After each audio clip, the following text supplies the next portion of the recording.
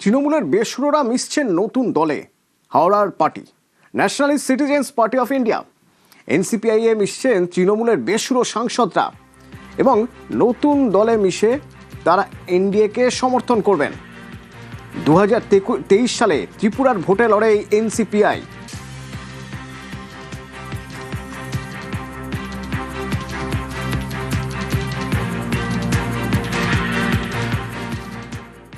কি সিদ্ধান্ত হলো আজকে 20 জন সাংসদ মিলে স্পিকারকে সাক্ষাৎ করে আমরা আলাদা করে বসবার একটা ব্লক চাইলাম। স্পিকার মহোদয় প্রত্যেকের সই সেখানে আলাদা করে ভেরিফাই করলেন, দেখলেন এবং তিনি দেখে সন্তুষ্ট হলেন যে না, সব কাগজপত্র ঠিক আছে।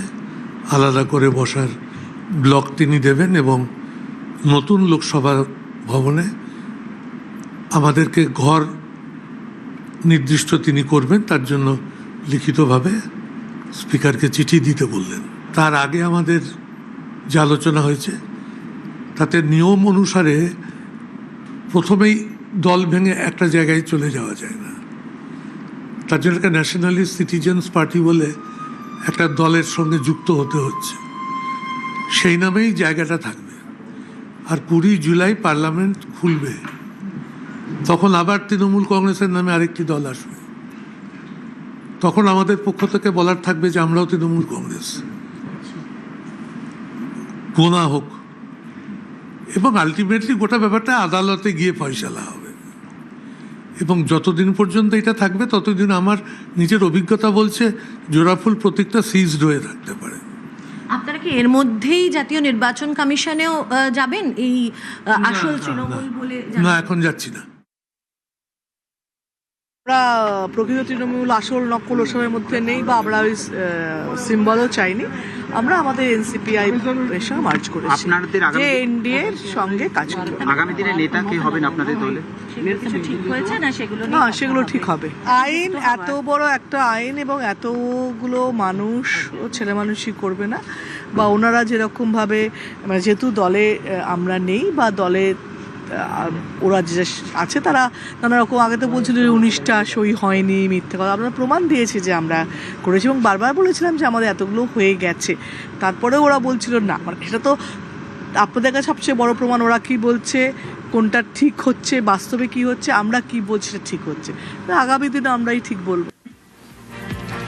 এটা কি সংবিধান সম্মত? কৌশিক রয়েছে আমার সঙ্গে। কৌশিক, সর্বপ্রথম যে প্রশ্নটা আসছে যে এটা কতটা সংবিধান সম্মত? দেখো, Nationalist Citizen Party of India NCPI এর সঙ্গে মিশছেন তৃণমূলের বিরোধী সাংসদরা। এখন সংবিধান মেনে এটা হচ্ছে কিনা এটা জানার জন্য বুঝতে হবে আগে সংবিধানে কি বলা আছে। সংবিধানে বলা আছে যে কোনো একটি রাজনৈতিক দলের এমপি বা এমএলএরা যদি 2/3 এমপি বা এমএলএ সেই দল থেকে বেরিয়ে যান, তাহলে তারা দলত্যাগ বিরোধী আইনের মধ্যে আওতায় পড়বেন না, অর্থাৎ তাদের সাংসদ বা বিধায়ক পদ খারিজ হবে না। এক্ষেত্রেও তাই হয়েছে। সংসদে তৃণমূলের 2/3 বেশি সাংসদ বেরিয়ে গেছেন। এইবার তারা কি কোনো ব্লক আলাদা দলের সঙ্গে মিশতে পারেন? সংবিধান বলছে হ্যাঁ, 2/3 সাংসদ যদি বেরিয়ে যায় তাহলে তারা অন্য একটি দলের সঙ্গে মিশতে পারে। তাহলেই কি মিটে গেল সব? কারণ সংবিধান বলছে দলের সঙ্গে মিশতে পারে। কিন্তু এই যে এনসিপিআই এর কথা শোনা যাচ্ছে, এটা কি আদৌ কোনো দল? পাড়ার 10 জন মিলে যদি একটা দল গড়ে, সেটা কি দল হবে? তাহলে দলটা বলতে ইলেকশন কমিশন কাকে বোঝে? যে কেউ গিয়ে 500-1000 জন গিয়ে যদি ইলেকশন কমিশনে বলে যে আমরা একটি দল, সেটা তো রাজনৈতিক দল হবে না। তাহলে দল কাকে বলে? দল হচ্ছে তারাই যাদের নাম ইলেকশন কমিশনের খাতায় আছে, অর্থাৎ ইলেকশন কমিশন দ্বারা রেজিস্টার্ড, নথিবদ্ধ যাদের নাম, তারা হচ্ছে দল। এনসিপিআই কি নথিবদ্ধ? এনসিপিআই কি রেজিস্টার্ড? হ্যাঁ, তারা রেজিস্টার্ড। তারা 2022 সালে, আমাদের হাতে সেই নথি রয়েছে, 2022 সালের 13/10/2022 এই তারিখে তারা আবেদন জানিয়েছিল যে তাদের যেন ইলেকশন কমিশন নথিবদ্ধ করে। সেই মতো তারা তাদের নথিবদ্ধ হয়, তারা রেজিস্টার্ড হয়, তারপর তারা ভোটেও লড়ে। এক্ষেত্রে জানিয়ে দিই, এই দলটি কিন্তু বাংলারই দল, হাওড়ার দল। তারা ভোটে লড়েছিল লাস্ট 2023 সালে ত্রিপুরার বিধানসভা ভোটে। তাহলে বোঝা গেল এটা একটা দল। তাহলে সংবিধান যে কথা বলেছে যে 2/3 সাংসদ বা বিধায়ক মিলে অন্য দলে মিশতে পারে, তাহলে এরা মিশতে পারে। আচ্ছা, এরা কীরকম দল এটা কিন্তু সংবিধান বলে দেয়নি যে কীরকম দলে মিশতে পারে, শুধু দলের কথা বলেছে। এক্ষেত্রে দেখা যাচ্ছে এই এনসিপিআই দলটা ইলেকশন কমিশনের খাতায় এদের নাম আছে, কিন্তু তারা কোনো স্বীকৃত দল নয়, অর্থাৎ রিকগনাইজড দল নয়। তাহলে এবার জানতে হবে রিকগনাইজ দল কারা। রিকগনাইজ দল অর্থাৎ স্বীকৃতি, যারা ইলেকশন কমিশনের স্বীকৃতি পাচ্ছে, সেরকম দল হয় দু রকম, হয় স্টেট পার্টি অথবা ন্যাশনাল পার্টি। স্টেট পার্টি এবং ন্যাশনাল পার্টি হতে গেলে বেশ কিছু ক্রাইটেরিয়া মেনটেন করতে হয়, যেমন ভোটে একটা নির্দিষ্ট সংখ্যায় ভোট পেতে হয়, একাধিক নির্বাচনে লড়তে হয়, তবে এই স্বীকৃতিগুলো পাওয়া যায়। ন্যাশনাল পার্টি হতে গেলে আরও বড় সাফল্য পেতে হয়, ভোটে আরও বেশি জনপ্রতিনিধি লাগে। কিন্তু এরা তার কোনোটাই নয়, এই এনসিপিআই। অর্থাৎ এনসিপিআই একটি ইলেকশন কমিশনের খাতায় নাম থাকা একটি দল, রাজনৈতিক দল, কিন্তু তারা ইলেকশন কমিশন স্বীকৃত দল নয়। সংবিধানে কিন্তু বলা নেই, সংবিধানে শুধু বলা আছে একটি দলের সঙ্গে মার্চ করতে পারবেন। সংবিধানে কিন্তু বলা নেই যে তাকে স্বীকৃত দল হতে হবে, রিকগনাইজ দল হতে হবে। এই কারণেই সংবিধান বিশেষজ্ঞরা মনে করছেন যে এনসিপিআই এর সঙ্গে এভাবে তৃণমূলের বেসুরো সাংসদরা, যারা সংখ্যায় 2/3 বেশি, তারা মিশতেই পারেন। আমরা স্পিকারকে চিঠি দিয়েছি যে এইরকম যারা একটা আলাদা জোট যেটা করতে চাইছেন, এটা সংবিধানের বিরুদ্ধে, এটা কোনো লিগ্যাল স্ট্যান্ডিং নেই, আর এটা হতে পারে না। এটা হতে পারে না কারণ যারা লেজিসলেটর পার্টিতে আছেন, যারা লেজিসলেটর, যারা দলের রিপ্রেজেন্টেটিভ হাউসের মধ্যে, তারা স্প্লিট করে অন্য একটা পার্টি বা অন্য একটা সেপারেট গ্রুপ বানাতে পারেন না। The constitution is very clear. There is no legality in a separate group. আমরা লেটার দিয়ে দিয়েছি অলরেডি, আমাদের লেটার দিয়ে দিয়েছি। 10th schedule of the constitution একবার সংশোধিত হয়েছে। এখন যেটা বলছে যে এমনিতে কোনো দলে নির্বাচিত হলে কোনো সাংসদ বা বিধায়ক বেরিয়ে যেতে পারেন না, অ্যান্টি ডিফেকশন লতে আটকে যাবে। কিন্তু 10th শিডিউলে একটা এক্সেপশন দিয়েছে। সেই এক্সেপশনটা হচ্ছে যে 2/3 যদি একসঙ্গে বেরিয়ে যায় এবং তারা যদি কোনো পার্টির সঙ্গে মার্জ করে যায়, তাহলে সেক্ষেত্রে তাদের সদস্যপদ বাতিল হবে না। কিন্তু এক্ষেত্রে কিন্তু কোথাও বলা নেই যে রেকগনাইজ পার্টি হতে হবে, সে রেজিস্টার্ড হতেই হবে। রেজিস্টার্ডও ইলেকশন কমিশনই করে, কিন্তু তার কোনো বাধা নিষেধ নেই। এই ক্ষেত্রে বলা হচ্ছে 2/3 কিন্তু মার্জ করতে পারে যে কোনো পার্টির সঙ্গে, সেটা ন্যাশনাল হতে পারে, স্টেট হতে পারে, রেকগনাইজড হতে পারে, না রেকগনাইজড হতে পারে। সুতরাং এনসিপিআই এর সঙ্গে যদি 2/3 সাংসদরা আজকে একত্রিত হওয়ার সিদ্ধান্ত নেন, তার মধ্যে বেআইনি কিছু নেই। এনডিএ হচ্ছে একটা অ্যালায়েন্স, না ওটা কিন্তু পলিটিক্যাল পার্টি নয় under the election commission of India. এই অ্যালায়েন্স হচ্ছে একটা loose agreement between the parties. সুতরাং সেটা তারা যোগ দিতেই পারে এবং সেখানে একত্রে মিলেমিশে সিদ্ধান্ত তারা নিতেই পারে। তাহলে কি তৃণমূলের অস্ত্রেই ঘায়েল তৃণমূল? নিউজরুম থেকে কৌশিক রয়েছে। কৌশিক, এরা বলছে সংবিধান বিরোধী, তার মানে এই চিঠিকে সামনে রেখেই বেসুরোদের মাস্টার স্ট্রোক। দেখো, সংবিধান বিরোধী মানে তৃণমূল যেটা বোঝাতে চাইছে, দাবি করছে যে কোনো একটি দল থেকে সেই দলের সাংসদরা বাইরে বেরিয়ে, দল ছেড়ে এসে দলের বাইরে গিয়ে আলাদা একটা ব্লক করতে পারে না। মানে তৃণমূলের তো বসার একটা জায়গা রয়েছে সংসদে, সেখানে তৃণমূল সাংসদরা বসবেন। কিছু সাংসদ এটা করতে পারেন না যে তারা তৃণমূল থেকে বেরিয়ে এসে অন্য একটা জায়গায় বসবেন। এইরকমভাবে আলাদা ব্লক করা যায় না, এটা সংবিধান বিরোধী। আর সংবিধান কি বলছে? সংবিধান বলছে যে 2/3 সাংসদ বেরিয়ে অন্য দলে মিশতে পারেন। অর্থাৎ যে সংবিধান সংশোধনী যেই ধারাটা 91তম সংবিধান সংশোধনে এই কথাটা বলা হয়েছিল যে মার্চ করতে পারে 2/3 সাংসদ অন্য দলে। অর্থাৎ তৃণমূল যেটাকে হাতিয়ার করছিল যে অন্য দলে মার্চ করতে পারে, কিন্তু এরা তো মার্চ করছে না, এরা তো আলাদা ব্লক চাইছে, সুতরাং এটা সংবিধান বিরোধী। তৃণমূলের যুক্তি এটা। ঠিক সেইখানেই পাল্টা ওই একই সংশোধনীকে এবার এই বেসুরারা হাতিয়ার করলেন। তারা কি করলেন যে ঠিক আছে ব্লক করতে পারি না, করলে সেটা সংবিধান বিরোধী হবে, তো তাহলে আমরা ব্লক করছি না, আমরা তাহলে অন্য দলেই মিশে যাচ্ছি। অন্য দলে তো মিশতে পারি, সংবিধানে তো সেই কথা বলা আছে অন্য দলে মেশা যাবে, সেই দলের চরিত্র কেমন হবে তাও বলা নেই, যে সেটাকে রেকগনাইজ হতেই হবে। এনসিপিআই রেকগনাইজ নয়, সুতরাং সংবিধানের দিক থেকে কোনো বাধা, সংবিধান বিরোধী আর বলা যাবে না। এটা হচ্ছে বেসুরোদের যুক্তি। যেটা মাথায় রাখতে হবে যে এই যে দলত্যাগ বিরোধী আইন, এটা 1985 সালে তৈরি হয়েছিল, সেটা ছিল সংবিধানের 52তম সংশোধন।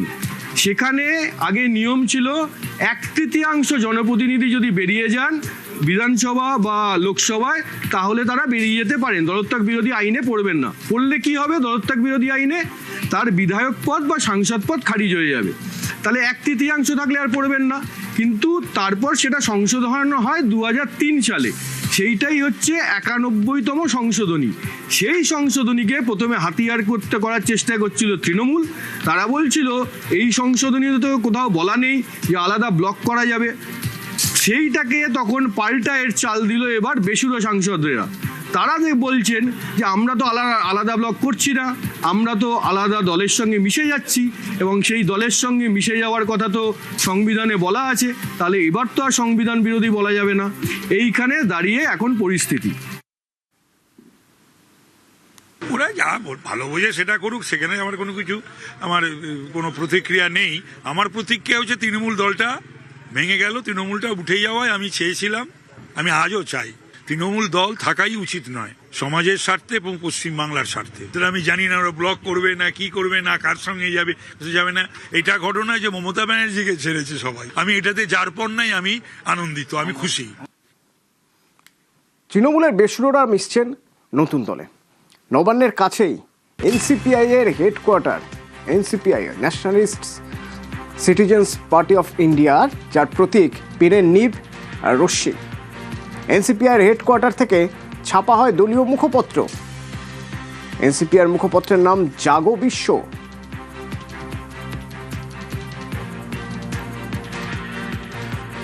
খবরটা আসছে সেটা ঠিক। হ্যাঁ, পঞ্চায়েতের নির্বাচনে লড়াই ছিল, আমাদের ওই লোগোটা ছিল হচ্ছে ওই পেনের কলমের পেনের কলমের চিহ্ন ছিল, একটা চিহ্ন ছিল। নবান্নের কাছেই এনসিপিআই এর হেডকোয়ার্টার, নির্বাচন কমিশনের দেওয়া ঠিকানা। নির্বাচন কমিশনে এই ঠিকানাটাই দেওয়া আছে, আর সেই ঠিকানাতে নিউজ 18 বাংলা। এরা প্রথমে যখন এই বিল্ডিংটা এনজিও ছিল, এনজিও বাচ্চাদের পড়াশোনা হতো, কিছু বাচ্চা ছিল। এনসিপিআই পার্টিটা কবে তৈরি হলো? এটা 2023 সাল থেকে আমরা দেখতে পাচ্ছি, পঞ্চায়েত ইলেকশন থেকে। প্রতিষ্ঠাতা বা কারা দায়িত্বে ছিলেন? শিউলি কুণ্ডু, ওনার হাজবেন্ড, হ্যাঁ, পঞ্চায়েতে পার্টিসিপেট করেছিলেন। বাইরে থেকে লোক আসা যাতায়াত করে, কে আসছে ভেতরে ভেতরে সেটা আমরা তো আর অত ফলো করি না। রবিবাসরীয় দুপুরের নাটকীয় রূপ দেখেছে রাজধানী দিল্লি। তৃণমূলের বিক্ষুব্ধ 20 জন সাংসদ তারা তৃণমূল কংগ্রেস ছেড়েছেন এবং নতুন এক দল যার নাম এনসিপিআই সেখানে যোগদান দিয়েছেন। এই এনসিপিআই কি, এর রাজনৈতিক ভবিষ্যৎ বা রাজনৈতিক অতীত কি, এই সমস্ত একাধিক প্রশ্ন উঠছে। তারই মাঝে আমরা চলে এসেছি এনসিপিআই এর যে দফতর, এনসিপিআই এর যে সরকারি ঠিকানা নির্বাচন কমিশনকে দেওয়া রয়েছে সেই ঠিকানা। সামনেই একেবারে যে nationalist Citizens Party of India অর্থাৎ এনসিপিআই এর যে পোস্টার, সেই পোস্টার ঝুলছে এবং এখানকার যারা ফাউন্ডার অর্থাৎ এই পার্টির যারা ফাউন্ডার শিউলি কুণ্ডু এবং উত্তীয় কুণ্ডু, তারা এখন বাড়িতে নেই, তবে তারাই এই পার্টি তৈরি করেছেন এমনটাই বক্তব্য। তাদের যে লোগো, সেই লোগো হচ্ছে পেনের নিব এবং ত্রিপুরার নির্বাচনের পাশাপাশি পঞ্চায়েত নির্বাচনেও তারা যোগদান করেছিলেন, তারা পার্টিসিপেট করেছিলেন। এখান থেকে একটি এনজিও চলে, এর পাশাপাশি একটি খবরের কাগজ, তার পাশাপাশি এনসিপিআই পার্টি এখান থেকেই তৈরি হয়েছে। 20 জন সাংসদ যারা গতকাল তৃণমূল কংগ্রেস ছেড়েছেন এবং স্পিকার ওম বিড়লার হাতে চিঠি দিয়ে জানিয়ে দিয়েছেন তারা এনসিপিআইয়ের সঙ্গে যুক্ত হচ্ছেন। এই হচ্ছে এনসিপিআই পার্টির যে অফিস। তারা বলছেন যে 20 জন সাংসদ যারা যোগদান করেছেন তাদেরকে তারা অ্যাকসেপ্ট করেছেন এবং এই 20 জন সাংসদের সঙ্গে তারা পরবর্তী যে রাজনৈতিক কর্মসূচি সেই কর্মসূচি সকলের সামনে আনবে এবং তারা পঞ্চায়েত নির্বাচনেও পার্টিসিপেট করেছিলেন, সঙ্গে সঙ্গে তাদের লোগোর কথাও তারা জানান। ক্যামেরায় রাজীবের সঙ্গে প্রীতি, নিউজ 18 বাংলা, হাওড়া। হাওড়ার সাঁকরাইলের একজনের সঙ্গে আপনাদের পরিচয় করিয়ে দিই, মিন্টু বেরা। এই মিন্টু বেরা এখন বিজেপি করেন। এই মিন্টু বেরা ছিলেন এনসিপিআই এর প্রার্থী। হাওড়ার সাঁকরাইলের দুইলিয়া পঞ্চায়েতে 2023 সালের পঞ্চায়েত ভোটে প্রার্থী দিয়েছিল Nationalist Citizens Party of India, আর তার প্রচারও গিয়েছিলেন শিউলি। সেই পার্টির প্রার্থী মিন্টু বেরা এখন বিজেপি করেন। এখন এনসিপিআই আমি করি না, আমি প্রথম থেকেই বিজেপি ছেলে, এখনও বিজেপিই করি। ওই সময়ে আমাকে উত্তীয় কুণ্ডু মহাশয়, যিনি এখানে এনসিপিআইকে নিয়ে এসেছেন পঞ্চায়েত ইলেকশনে, উনি আমাকে বলেছিলেন যে ইলেকশনে দাঁড়ানোর জন্যে। এই দিনটার জন্য আশা করেছিলেন যে এত হেভিওয়েট যারা সাংসদ তারা আপনার পুরনো পার্টি হলেও আপনার পার্টির হয়ে এখন কাজ করবেন? না, এটা আমাদের এর মধ্যে ছিলই না। এখন যারা যাচ্ছেন তারা তাদের উদ্দেশ্য যাচ্ছেন। 20 জন সাংসদ যারা যোগদান করলেন তারা বলছেন তারা বিজেপির শরিক দল হয়েই কাজ করবেন। যদি কোনো আইনি বিল পাস করার জন্য সাংসদদের কাজে লাগে সেক্ষেত্রে ভালো, খারাপ বলবো না। এবং এই এনসিপিআই সোশ্যাল মিডিয়ায় তাদের পেজ খুলেছে। তাদের যে পেজটা খুলেছে সেই পেজে যারা যারা যেসব সাংসদরা যারা যারা এনসিপিআইতে জয়েন করেছেন তাদের সবাইকে স্বাগত জানানো হয়েছে। সেখানে নাম রয়েছে শত্রুঘ্ন সিনহাও। শত্রুঘ্ন সিনহাকেও এনসিপিআইয়ের পেজে স্বাগত জানানো হয়েছে। সোশ্যাল মিডিয়ার এই নতুন পেজে তাকে যে স্বাগত জানানো হয়েছে, কিন্তু শত্রুঘ্ন সিনহা, এই শত্রুঘ্ন সিনহা তো বারবার বলে এসেছেন যে তিনি মমতা বন্দ্যোপাধ্যায়ের পাশে রয়েছেন। এই যে বেসুরোদের যে ফটো ফ্রেম, গ্রুপ ফটো, সেখানেও তো কখনো শত্রুঘ্ন সিনহাকে দেখা যায়নি। আবির আছে আমার সঙ্গে।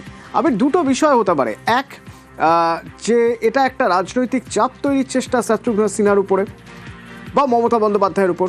আর একটা হতে পারে তা হলো যে হয়তো সত্যি শত্রুঘ্ন সিনহা, মানে তার মতো তো আরও অনেকেই যারা মমতা বন্দ্যোপাধ্যায়ের পাশে আছেন বলেছেন, কিন্তু পরবর্তীতে দেখা গেছে বেসুরো ব্লকে, হয়তো সত্যি তাই, শুধু সময়ের অপেক্ষা।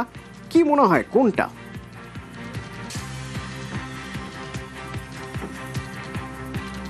দেখো, আমার মনে হয় দ্বিতীয়টাই হবে। তার কারণ হচ্ছে যে গতকালকেই কাকলি ঘোষ দস্তিদার কলকাতা বিমানবন্দরে দাঁড়িয়ে তিনি বলেই গিয়েছেন যে 20 জন নয়, সংখ্যাটা 22 জন হবে, আরো 2 জন যোগাযোগ রাখছেন। এবং তুমি যে প্রসঙ্গের কথা বলছিলে, ঠিকই অনেকেই তারা দাবি করছিলেন প্রথম দিকে তারা মমতা বন্দ্যোপাধ্যায়ের সঙ্গে রয়েছেন, তারা মমতা বন্দ্যোপাধ্যায়ের সঙ্গেই চলবেন, এবং যারা একেবারে মমতা বন্দ্যোপাধ্যায়ের ভীষণ ঘনিষ্ঠ হিসাবে পরিচিত ছিল তারাও ছিলেন। তার মধ্যে থেকে দেখতে পাওয়া গেল যে একাধিক মুখ তারা চলে গিয়েছেন। ফলে শত্রুঘ্ন সিনহার তরফ থেকে যতই বিবৃতি দেওয়া হোক, তিনি যতই দাবি করুন না কেন যে তার দুঃসময়ে মমতা বন্দ্যোপাধ্যায় ছিলেন, তাই তিনি মমতা বন্দ্যোপাধ্যায়ের সঙ্গ ছাড়বেন না, কোথাও গিয়ে হয়তো শেষ মুহূর্তে তিনি চলে যেতে পারেন, সেই আগাম আজকেই এভাবে এনসিপিআই এর যে সোশ্যাল মিডিয়া পেজ আজকে হয়েছে সেখানে তুলে ধরা হয়েছে। আর দ্বিতীয়ত, পেজে যদি ভালো করে লক্ষ্য করা যায় তাহলে দেখা যাবে যারা সই করেছেন, যারা বিদ্রোহী ব্লকে রয়েছেন, যারা এনসিপিআই এর সাথে মার্জ করে গেলেন, তাদের যেভাবে সোশ্যাল মিডিয়া পেজে আমন্ত্রণ বা তাদেরকে শুভেচ্ছা জানানো হয়েছে, ঠিক একই রকম কায়দাতেই শত্রুঘ্ন সিনহা তাকেও শুভেচ্ছা জানানো হয়েছে। ফলে সেক্ষেত্রে দাঁড়িয়ে এই প্রসঙ্গটা উঠছে যে তিনি হয়তো খুব শীঘ্রই বিদ্রোহী ব্লকে দেখা যেতে পারে। ফলে কাকলি ঘোষ দস্তিদার যে দুজনের কথা বলছিলেন সেই দুজনের মধ্যে হয়তো আগামী দিনে শত্রুঘ্ন সিনহাকেও আমরা দেখতে পাবো। ধন্যবাদ আবির। এবং আবির, তুমি বলছিলে যে কাকলি ঘোষ দস্তিদারের কথা। গতকাল কাকলি ঘোষ দস্তিদার বলেছিলেন সংখ্যাটা আসলে 22। কারা সেই দুজন? তখন থেকেই জল্পনা তুঙ্গে ছিল। আমাদের কথাবার্তা তো যাদের সঙ্গে হয়েছিল, যারা যারা এই পশ্চিমবাংলার বর্তমান পরিস্থিতি গত 4-5 বছর বিশেষ করে যে জায়গায় গিয়েছিল তার বিরুদ্ধে যারা মত দিচ্ছিলেন তাদের সঙ্গে কথাবার্তা হয়েছিল, এবং তার মধ্যে আরও আছে, ধরে নিন আরও 2-1 জন আসবেন। আমি যেটা 20 বলেছিলাম সেটা আসলে 22, সুতরাং আমাদের অপেক্ষা করতে হবে। আপনি যে 2-3 জনের কথা বলছেন তারা কি আপনাদের সঙ্গে কন্ট্যাক্টে রয়েছে? তারা তাদের রোজকার কন্ট্যাক্টে রয়েছে। সাংসদ সুদীপ বন্দ্যোপাধ্যায়কে এবার একহাত নিলেন সাংসদ মহুয়া মৈত্র। তাকে একেবারে বেঈমান বলে তোপ দাগলেন। কি লিখছেন মহুয়া? সোশ্যাল মিডিয়ায় লিখছেন যে রোজ ভ্যালি কাণ্ডে গ্রেপ্তারির প্রসঙ্গ তুলছেন, সেখানে বলছেন গ্রেপ্তারির পর অসুস্থতার অজুহাতে হাসপাতালে গিয়েছিলেন, এবার অসুস্থতার বাহানায় দিল্লি গিয়ে গদ্দারি করছেন।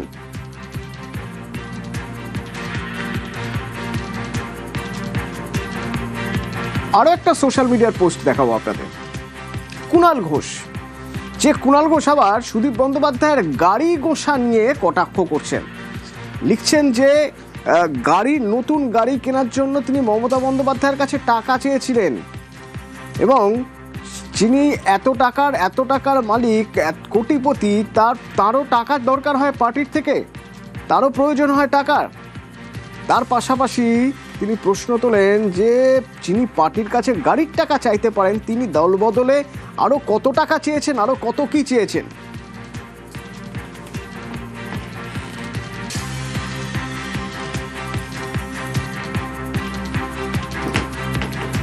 এর আগেও কুণাল ঘোষ সরব হয়েছেন সুদীপ বন্দ্যোপাধ্যায়ের প্রসঙ্গে। যখন তার কাছে জানতে চাওয়া হয়েছিল সুদীপ বন্দ্যোপাধ্যায় তিনি দিল্লিতে গিয়েছেন, তিনি বেসুরদের ব্লকে রয়েছেন, তখনকার বক্তব্য শোনাবো কুণাল ঘোষের। এটা তো মমতা বন্দ্যোপাধ্যায় আমাদের দলনেত্রী, তাকে শ্রদ্ধা করি, সম্মান করি, তার এটা প্রাপ্য ছিল। এই সমস্ত লোকগুলোকে তো মাথায় তুলেছেন। অনেকদিন ধরে তো বলেছি যে এই লোকটার জন্য অনেক যোগ্য কর্মী বঞ্চিত হয়েছেন। তাপস রায় বা সজল ঘোষ যারা ছিলেন তাদের উপর নির্যাতন করে তাদের স্পেস কমিয়ে দিয়ে সরিয়ে দেওয়া হয়েছে। আজও যে লোকটি মানে দলের পদ ছাড়েননি, তিনি চলে গেলেন ওখানে, উত্তর কলকাতা থেকে জিতেছেন বিজেপি বিরোধী ভোটে। এই সমস্ত লোকগুলি মানে রাজনীতিটাকে এবং দলটাকে নোংরা করে দিয়ে গেছে। আমার জীবনটাকে কয়লা মাখিয়েছিলেন এক সময়। সুদীপদাকে নেওয়া মানে তো বিজেপির আবার buy one get one free, একটা চলমান বিউটি পার্লার চলে গেল সঙ্গে। বিজেপির দারুণ মার্কেটিং হচ্ছে এগুলো। যেদিন মমতা বন্দ্যোপাধ্যায়ের বাড়িতে সিআইডি এলো, সুদীপ বন্দ্যোপাধ্যায় আমায় ফোন করেন, কুণাল তুমি কোথায়? আমি বললাম এই তো আমি মমতা বন্দ্যোপাধ্যায়ের বাড়িতে। বললো নয়না যাচ্ছে তোমাদের ওখানে, একবার থাকা উচিত। বললাম আসুক। বসে আছি নয়না দিয়ে আর এসে পৌঁছলো না, সুদীপদা বিজেপিতে পৌঁছে গেল।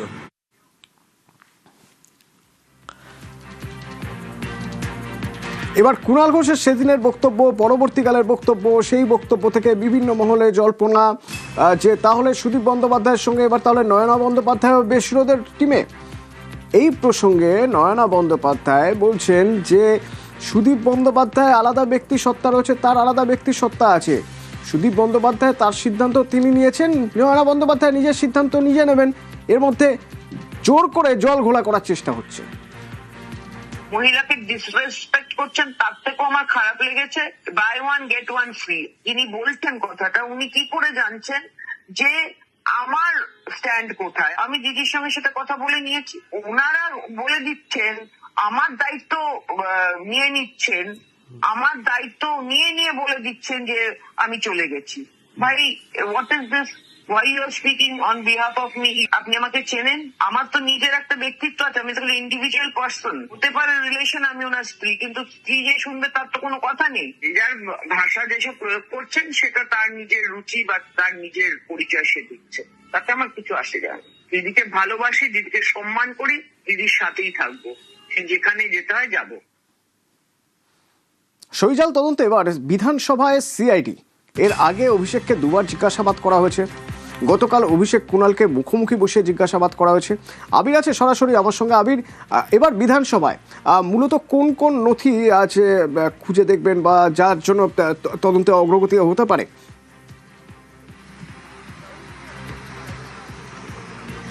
দেখো, নথি খুঁজে দেখার মতো বিষয় বিধানসভাতে নেই। তার কারণ বিধানসভার তরফ থেকেই অভিযোগটা করা হয়েছিল যে কেন তারা নিয়ম মানেননি এবং সই তাদের যেটা নজরে এসছিল সেই তাতে অভিযোগ ছিল, এবং যে সইয়ের খাতা বা যে সই জমা পড়ে তাতে কোথায় বিভ্রান্তি সে সংক্রান্ত বিষয় যখন অভিযোগ করা হয় তখন জমা দেওয়া হয়েছে। গত কয়েকদিন ধরে একাধিক বিধায়ককে তারা জিজ্ঞাসাবাদ করেছেন। তুমি অভিষেক বন্দ্যোপাধ্যায়ের কথা বললেন, অভিষেক বন্দ্যোপাধ্যায়কেও তারা জিজ্ঞাসাবাদ করেছেন এবং সেই জিজ্ঞাসাবাদের যে তথ্য বেরিয়েছে তার পরিপ্রেক্ষিতে বিধানসভার নিয়ম বা আইন অনুযায়ী ঠিক কি রয়েছে, কি বিষয় তা নিয়ে তারা খতিয়ে দেখতে পারেন, সে কারণেই বিধানসভাতে আসা। এখনো পর্যন্ত যা খবর, বিধানসভার যিনি প্রধান সচিব রয়েছেন তার সঙ্গেই মূলত তারা দেখা করবেন, অধ্যক্ষের সঙ্গেও তারা দেখা করতে পারেন। এবং কেন এই অভিযোগটি জমা হয়, আসলে কি ধরনের সমস্যা তৈরি হতে পারে, তারা বিধানসভাতে এসে তারা দেখে নিতে চান। আর যেহেতু বিধানসভাতে দল কোনো সিদ্ধান্ত গ্রহণ করে এই বিষয় নিয়ে পাল্টা একাধিক বিধায়করা যারা এখন পর্যন্ত আদি তৃণমূলে রয়েছেন তারাও তুলে ধরার চেষ্টা করেছেন। এক্ষেত্রে আগে কি কি ঘটনা ঘটেছে, তার রেফারেন্স কি রয়েছে সে সংক্রান্ত বিষয়েও তারা সচিবের সঙ্গে কথা বলে নিতে পারেন। গতকালকে যেমন অভিষেক বন্দ্যোপাধ্যায় এবং কুণাল ঘোষকে মুখোমুখি বসে জেরা করতে গিয়ে বেশ কতগুলো জায়গাতে অসঙ্গতি তাদের নজরে এসছে। আবার এই বিধায়কদের মধ্যে যেমন বাহারুল ইসলাম, তিনি বলেছেন যে তিনি তো সেদিনকে জানিনি। এই গোটা প্রক্রিয়াতে বিধানসভার এই যে আইনত বিষয়টা কি, অধ্যক্ষ কি বলেন, সচিব কি বলেন, অর্থাৎ বিধানসভার রুল বুক কি বলেন, সেটাকে সম্পূর্ণভাবে তারা বুঝে নিতে চাইছেন, যা এই তদন্তের ক্ষেত্রে অত্যন্ত গুরুত্বপূর্ণ। এবং সেটার জন্যই বিধানসভাতে সিআইডি টিম এসছে বলে আমরা জানতে পেরেছি। কিছুক্ষণ আগেই তারা প্রবেশ করেছেন এবং সচিবের যে ব্লক সেখানেই তারা গিয়েছেন বলে আমরা এখনো পর্যন্ত জেনেছি। ধন্যবাদ আবির।